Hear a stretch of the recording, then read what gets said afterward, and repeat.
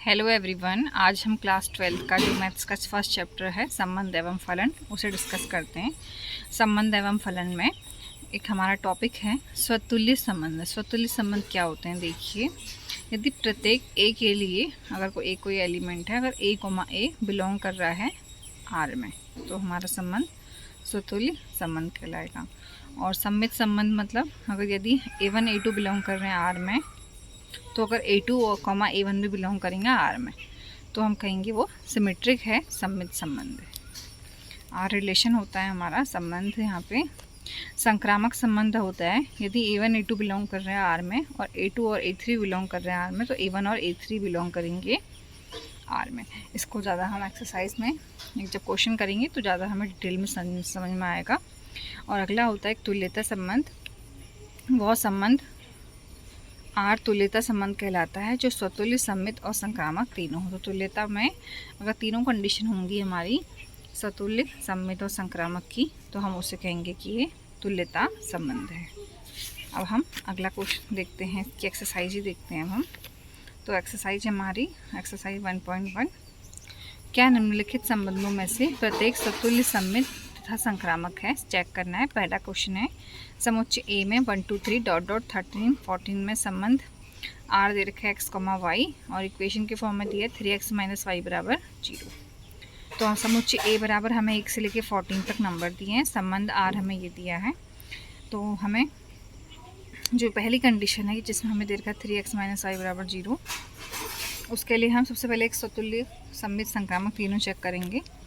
तो हम अगर x की जो हमें y का x बराबर y रखते हैं, ठीक है, तो 3x - y, देखो अगर x की जो हम y रखेंगे, हम देखो 3y - y, अगर ऐसे रख देंगे हम 3y - y, तो ये तो 2y आएगा, ये तो नॉट इक्वल 0 है, तो उसमें 3x - y बराबर 0 ये नहीं होगा, अतः संबंध आर स्वतुल्य नहीं है। संबंध को स्पष्ट, ठीक है। तो देखिए स्वतुल्य की कंडीशन भी थी, अगर हमारी a, A बिलोंग आर, ठीक है, मतलब x और y दोनों की जो हम ये समान रखेंगे तो वो बिलोंग करना चाहिए आर में, जबकि आर तो हमारा 3x - y बराबर 0 की जैसा है, पर यहाँ पे 0 हमारा नहीं आया। फिर अगर हम देखेंगे इसको साफ साफ, तो हाँ, ये ना तो सम्मित है और ना ही संक्रामक है। और सम्मित के लिए कंडीशन क्या थी? अगर A1 A2 बिलोंग कर रहे हैं आर में, तो वो सम्मित के लिए था A1 A2 बिलोंग कर रहा है आर में, तो A2 A1 भी बिलोंग करना चाहिए आर में। पर ऐसा इसमें नहीं होगा। जैसे एक बार माना अगर 3x - y में एक बार रखेगा 0 आ भी गया, तो ऐसा नहीं है कि 3y - x में 0 आ जाएगा हमारा। तो और ये संक्रामक भी नहीं है, तो हमारा ये फर्स्ट हो गया। अब हमारा सेकंड है, प्राकृतिक संख्याओं के समुच्चय n में आर दिया है x, y equal to x + y तथा x लेस देन है 4 के। फिर तो हमें देखिए, हमें जो सेट दिया है ए, वो प्राकृतिक संख्या और नेचुरल नंबर का सेट दिया है, 1 से लेकर इन्फिनिटी तक होती है नेचुरल नंबर। संबंध आर हमें ये दिया है, जहाँ पे हमें क्या भी रखा है, जो x है वो 4 से छोटा है, और y इक्वल टू x + 5 दे रखा है। देखिए, तो आर में क्या क्या बन सकता है? हमारा x का मान 4 से छोटा है, तो यानी कि 1 2 3 मान हो सकते हैं। अब इसमें x का मान हमें 1 2 3 पता है, तो y बराबर रखेंगे, जैसे 1 रखेंगे तो 6 आएगा, 2 रखेंगे 7 आएगा, 3 रखेंगे 8 आएगा। तो देखिए 6 7 8, तो आर ये दे रखा था। संबंध आर को देखने से स्पष्ट। अब देखिए हमसे क्या कह रखा था, हाँ, सबसे पहले में कि a, A बिलोंग करनी चाहिए आर में। तो यानी कि ऐसा तो नहीं है कि हाँ 1, 1 है या 6, 6 है, तो ऐसे तो दोनों सेम तो है नहीं, तो स्वतुल्य तो होगा नहीं है। और सम्मित भी नहीं होगा, क्योंकि A1 A2 बिलोंग कर रहे हैं आर में, तो A2, A1 भी बिलोंग कर रहा है आर में। देखो ऐसा तो नहीं है ना कि 1, 6 बिलोंग कर रहा है आर में और 6, 1 भी बिलोंग करे। 1, 6 तो है, पर 6, 1 नहीं है। और संक्रामक भी नहीं है। संक्रामक में तो ऐसा, जब यही कंडीशन फॉलो नहीं हो रही सम्मित के, संक्रामक कहाँ होगी? क्योंकि A1 A2 अगर बिलोंग कर रहे हैं आर में, A2 A3 बिलोंग कर रहे हैं आर में, तो A1 A3 बिलोंग करेंगे, तो ऐसा तो कोई टर्म है ही नहीं। जैसे 1, 6 है तो कहीं पे 6 आ रहा हो, दोबारा रिपीट हो रहा हो, तो ये ना, ये हमारा स्वतुल्य, सम्मित और संक्रामक कुछ भी नहीं है। अब हम इसका अगला क्वेश्चन देखते हैं। समुच्चय ए बराबर है हमारा 1 2 3 4 5 6 में आर है x, y such that y भाज्य है x से। तो समुच्चय ए दे रखा है हमें, और संबंध आर दे रखा है भाज्य एक्स से, तो आर के सेट बनाएंगे तो क्या क्या एक्स और वाई में क्या क्या नंबर भाग हो सकते हैं, 1,1, 2,2, 3,3, 4,4, 5,5, 6,6, क्योंकि 6 तक के सेट है। उसका 1,2 डिवाइड हो सकता है 1,3, 1 को तो सबसे डिवाइड हो सकता है, फिर 2,4 डिवाइड हो सकता है आपस में, 2 को 6 से डिवाइड कर सकते हैं, 3 को 6 से, मतलब वो सेट लिख दिए जिससे जो एक दूसरे डिवाइड हो सकते हैं इस एक के हिसाब से। अब देखिए 1,1, 2,2, 3,3, 4,4 और 5,5 और 6,6 बिलोंग कर रहे हैं आर में। अतः संबंध सतुल्य में होना चाहिए, ए बिलोंग कर रहा है आर में, मतलब हम सतुल्य की कंडीशन ही करते हैं, ए बिलोंग करना चाहिए आर में। ए मतलब एक्स का मान भी ए मतलब जो हो वाई का मान भी वही हो। देखिए 1, 1, 2, 2, 3, 3 सब आ रहे हैं इसमें तो ये सतुल्य तो है।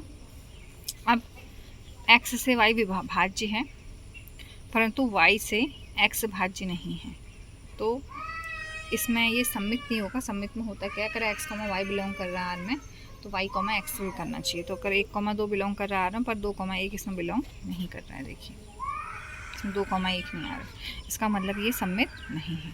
ठीक है, देखिए अब इसमें जो तीसरा हम निकालेंगे संक्रामक है या नहीं है। यदि एक्स से वाई भाज्य है तो और वाई से जेड भाज्य है तो एक्स से जेड भी भाज्य होगा, क्योंकि संक्रामक का रूल यही है। अगर ए बी बिलोंग कर रहे हैं, बी सी बिलोंग कर रहे हैं तो सी ए भी बिलोंग करेंगे। ठीक है, तो देखते हैं हम इसमें, जैसे 1,2 बिलोंग कर रहा है आर में, 2,4 बिलोंग कर रहा है आर में, तो क्या 1,4 बिलोंग करेगा, तो 1,4 हमारा बिलोंग कर रहा है। देखिए इसमें 1,2 भी बिलोंग कर रहा है और 2,4 भी बिलोंग कर रहा है और 1,4 भी, तो यानी कि ये हमारा संबंध आर जो है वो संक्रामक है। तो हमारा संबंध आर सतुल्य व संक्रामक तो है लेकिन सम्मित नहीं है, सम्मित की कंडीशन इसमें फॉलो नहीं हुई थी। अब देखिए इसका क्वेश्चन नंबर 4 है, इस समस्त पूर्णांकों का समुच्चय हमारा जेड है, तो हमें दे रखा है, तो यानी कि जेड हमारा जिसमें नेगेटिव पूर्णांकों का सेट जिसमें हमारे नेगेटिव पॉजिटिव जीरो सब आता है, और हमें ये दिया था कि आर एक्स वाई में एक्स माइनस वाई एक पूर्णांक है। तो हम सतुल्य के सबसे पहले ए बिलोंग करना चाहिए आर में, यानी कि अगर एक्स बराबर वाई रखते हैं तो देखिए एक्स माइनस वाई में एक्स माइनस एक्स आ रहा है जीरो, तो एक्स माइनस जो जीरो आ रहा है देखिए पूर्णांक में आ रहा है, तो पूर्णांक है ये, अतः संबंध आर सतुल्य है। अब यदि एक्स माइनस वाई एक पूर्णांक है तो वाई माइनस एक्स भी एक पूर्णांक होना चाहिए, क्योंकि सम्मित कंडीशन ही यही होती है कि अगर ए बी बिलोंग कर रहा है तो बी ए बिलोंग करना चाहिए। तो एक्स माइनस वाई एक पूर्णांक है तो वाई माइनस एक्स भी एक पूर्णांक होगा। देखिए हम अगर एक्स में से वाई को हटाएं या वाई में से एक्स को हटाएं, आएगा यहाँ पे जीरो, अगर हम बराबर रख देंगे तो, अतः संबंध आर सम्मित है। फिर यदि एक्स माइनस वाई एक पूर्णांक है तो वाई माइनस एक जेड एक पूर्णांक है, तो एक्स माइनस जेड भी एक पूर्णांक होगा, क्योंकि दो संख्याओं को हटाने पर वो पूर्णांक आएगा ही आएगा। और तो यानी कि हमारा संबंध आर संक्रामक भी होगा। अब हम यानी कि तीनों कंडीशन है, जैसे एग्जांपल देख लेते हैं।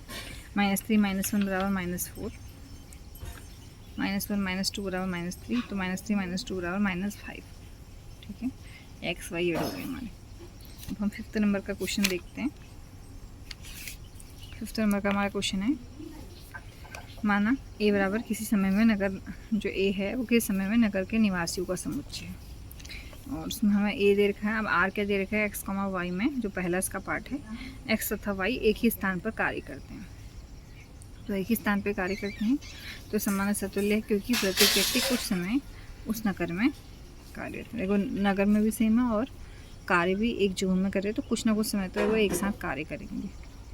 अब संबंध आर सम्मित है, क्योंकि एक्स वाई एक ही स्थान पे कार्य करे तो वाई एक्स भी एक ही स्थान पे काम करेंगे। ठीक है, अब संबंध संक्रामक भी हो, क्योंकि अगर एक्स वाई एक जोन में काम कर रहे हैं, वाई जेड एक जोन में काम कर रहे हैं, तो एक्स जेड भी एक ही जोन में काम करेंगे। ठीक है, अब हमारा अगला क्वेश्चन, इसका सेकंड पार्ट है, आर में एक्स वाई से ठीक 7 सेंटीमीटर लंबा है। ठीक है, तो संबंध आर सतुल्य नहीं है, क्योंकि एक्स वाई से अगर लंबा है तो ज़रूरी तो ना कि वाई भी एक्स से लंबा होगा, फिर तो वाई तो छोटा होगा, क्योंकि व्यक्ति स्वयं अपने आप से 7 सेंटीमीटर लंबा नहीं हो सकता। मतलब वहाँ पे एक्स बराबर एक्स ए कॉमा ए बिलोंग करना चाहिए ना हर में, तो हर कोई दूसरे से बड़ा छोटा हो सकता है लेकिन अपने आप से नहीं हो सकता। अब संबंध सममित नहीं है, क्योंकि यदि एक्स वाई से 7 सेंटीमीटर लंबा है तो वाई एक्स से 7 सेंटीमीटर लंबा नहीं हो। जो अभी बोली थी वो इसमें अप्लाई होगा, और इसमें तो ए कॉमा ए बिलोंग करना चाहिए आर में, तो कोई अपने आप से 7 सेंटीमीटर लंबा नहीं होगा, तो इसलिए स्वतुल्य नहीं है। और अगर कोई एक से 7 सेंटीमीटर बड़ा है तो दूसरे मतलब जैसे हमने कहा एक्स वाई से 7 सेंटीमीटर बड़ा है तो वाई भी एक्स से 7 सेंटीमीटर बड़ा तो ना हो, तो छोटा होगा, तो यहाँ पे हमारा सममित भी नहीं होगा। अब अगला है हमारा सी, संबंध आर संक्रामक भी नहीं है, क्योंकि यदि एक्स वाई से 7 सेंटीमीटर लंबा है, वाई जेड से 7 सेंटीमीटर लंबा है, तो एक्स जेड से 7 सेंटीमीटर लंबा नहीं होगा, है ना। देखिए जैसे हम इसे समझते हैं, एक्स से बड़ा है वाई से, लंबा है ना, वाई जेड से 7 सेंटीमीटर लंबा, वाई बड़ा है जेड से, तो एक्स जेड से 7 सेंटीमीटर लंबा होगा क्या। देखो एक्स और वाई में एक्स बड़ा है, वाई और जेड में वाई बड़ा है, तो फिर यहाँ से हम डायरेक्ट रिलेशन नहीं निकाल सकते ना।